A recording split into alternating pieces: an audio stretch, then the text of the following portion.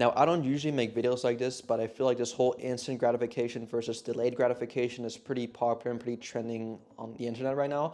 So I really just wanted to like give my 2 cents on it, because I used to be in the exact same situation where I used to just like focus on short-term pleasures only. When I was in high school, 13, 14 years old, I would only focus on instant gratification of just like playing video games all day, eating junk food, fapping, because it all felt so nice to me in the moment. But obviously looking back in hindsight right now, I was a loser, and I stayed a loser because I kept going for these short-term pleasures, and I only kept going downhill from there. My confidence went down, my body went down, my health went down, everything went downhill because I focused on these short-term pleasures, which obviously feels nice in the moments. Like, it's fun playing video games, it's delicious eating junk food, it's fun fapping, right? Because you don't have to do the hard work of actually talking to a girl. But like I said, like, that won't lead you anywhere. Those 5-10 minutes of pleasure literally will not lead you anywhere in life. And so ever since I started to like shift my focus towards this whole delayed gratification thing of going through the suck right now, but then later on experiencing like the fruits of my labor, it's absolutely changed my life. So in today's video, I just want to break down on how you can stop breaking these unhealthy habits and lead you into being a better, more confident, healthier, stronger person. So let's just jump straight into it. Now, when it comes to fapping specifically, it seems like this topic in itself is starting to become less and less taboo to talk about. Like, it seems like all over YouTube, people are talking about no fap, no fap, no fap, no fap, whatever. And I used to always think that it was like pretty like, you just don't talk about it. Like, it's just like, it is what it is. Like, people do it, whatever. But it just seems like it's been like a big issue, especially amongst teenagers and young men. And to be honest, like, if you're doing that right now, if you have like an addiction to it, in a way, I don't really blame you for it, because obviously we live in a society right now, we live in a world right now where like we literally got our phones in our pocket at all times. If we need something, we can just search it up right away. Whereas if you were to like maybe live in like the 1900s, right? Like, imagine living in that time. Like, there's no such thing as laptops, there's no such thing as phones. Not even like newspapers or magazines of like naked girls were there. Like, if anything, they'd be black and white, right? But try to like almost like think of yourself being in that situation. Like, what would you do if you were in the 1900s and you were like super horny? Like, you didn't have a phone, no laptop, no magazines. What would you do? Most likely, and this is like the best advice you could ever hear, is to start talking to more girls, like in person. Not on Tinder, not on Omegle, not on any of these dating apps, because you didn't have any dating apps. You'd literally go outside, go to a bar, go to a mall, go anywhere, just go outside of your house, leave your house, and literally start talking to girls, because you literally had no other option. You couldn't go on your phone, you couldn't go on dating apps, you could not do anything. You literally had to just go up to people, introduce yourself, start a conversation, get to know them a bit more, hang out with them, go on dates with them, and then do the thing, right? Like, that's how it just all kind of like happened back in the day, right? Whereas nowadays, again, we got all these like comforting things of, again, we got all these dating apps. You don't even have to go on dates anymore. We don't have to go outside anymore. Like, we don't even have to go on Tinder anymore. We can just like freaking go on Google, go on whatever websites there are, do that. So it's like, again, I don't blame anyone for being in the situation, because you have the option. So it's like, why not, right? But you really have to like just like ask yourself this question, like, where is this leading me to? I'm super horny right now, I want to do this, but if I continue to do this, like, how is my self-esteem going to be around girls in the future? How is my confidence going to be around girls in the future? Like, it's probably going to be really bad, right? Because you've had this super high expectation of like watching all these like porno videos, right? And your just expectations are just through the roof. And it's like, when it happens in real life, it's probably not going to be the same, right? It's a really difficult situation to be in. And I know it's easier said than done, but literally just like force yourself not to do it. And then once the need for you to do something comes up, right? It's like, what do you do? Well, it's like, you better go outside and you better start talking to girls, whether it's at the gym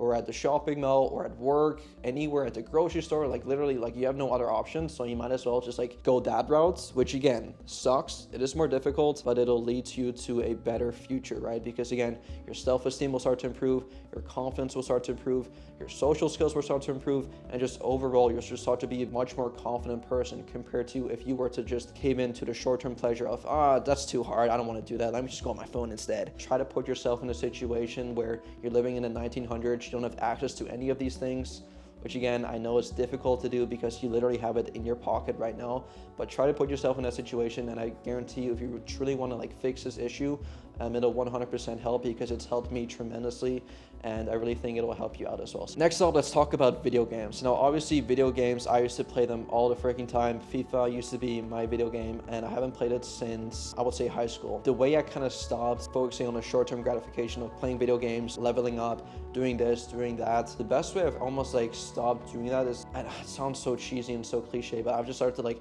focus a lot more on myself, and I've almost like gamified my own life, if that makes sense. So obviously you guys see me on social media pretty much everywhere, on TikTok, Instagram, YouTube, Snapchat, Pinterest, whatever, and I've tried to like almost gamify the whole like follower thing, likes, comments. I've tried to like gamify it. Like I want to like level up my follower count. I want to level up the engagement I get, right? So that's almost like a fun little way to like get out of you playing video games outside of your real life and almost turn your real life into a video game. So for me specifically, when it comes to like my social media, my content, I want to level up every single day. Like even my content I post, I want to level up my content every single time I post. Each video I make, I want to make them a tiny bit better. I want to level up. I want to get to level 1, level 2, level 3, level 4, and I will continuously get better, right? Just like you would continuously get better in a video game. However, like you don't level up in real life, right? Same thing goes with the gym. You start at ground zero, but then gradually, week by week, month after month, and year by year, you start to like level up. You start to progressively overload, get stronger, get bigger, get fitter, get healthier, whatever, right? So try to almost like escape this whole video game that isn't real life and try to almost like take that and transfer it into your own life. So again, look at your video game and try to like see how you can emulate that in real life. When you go into the gym, you're an absolute noob, no idea what you're doing, but week after week, you start to like learn new exercises, you learn better technique, you get stronger, you add 5 more pounds to the bar, and then 5 more pounds, and then 10 pounds, and then 20 pounds, and then you continuously get stronger, and ultimately that's how you like level up in the gym, right? So you can do the same thing with like you at work. Maybe you want to like get a promotion or work a better job or maybe increase your income. Like try to level that up instead of leveling up virtually in a video game, which isn't going to affect your life in any way. And last thing here is eating junk food. And now obviously I always preach the 80-20 rule, like 80% of the time eat whole natural foods, single ingredient foods, and then the other 20% you can indulge in whatever junk sweet foods you may have. Ultimately, when it comes down to like you stopping to eat junk food, the best way that I've almost gone about it is that try not to restrict yourself from anything, because this is just human nature. But as soon as you restrict yourself from anything, let's say donuts, I guarantee you right away you'll start craving donuts. Like you probably are craving donuts right now just because I said you can have donuts anymore. Like that's just the way our human psychology works, right? I've always been a good cook, so I literally just like took all the healthy foods I could possibly think of and I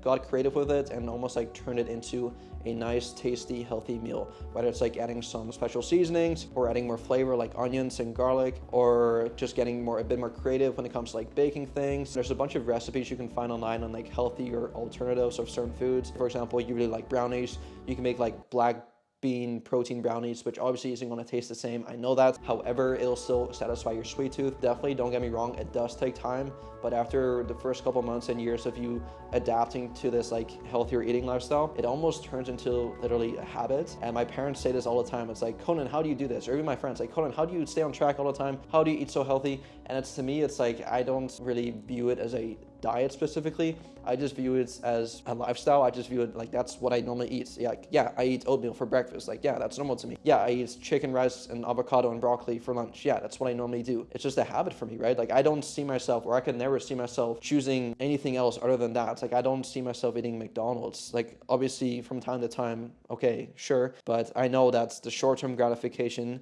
isn't going to be worth it for me, because I have goals in mind. I have goals I want to achieve. I still want to like feel good. I want to feel healthy. I want to feel strong. And I know that eating McDonald's is definitely not going to like lead me to where I want to be, right? So this goes back to the whole short-term versus delayed gratification thing. The short-term pleasure of eating McDonald's. I mean, yeah, it may taste good for like 5 or 10 minutes, but then immediately after, you'll feel like crap. You'll feel sluggish. You'll feel demotivated. You'll feel fat. You'll just feel greasy. Whereas if I were to substitute that for my regular chicken, rice, broccoli, avocado, healthy meal, I feel awesome afterwards. I feel just energized. I just feel like more anabolic.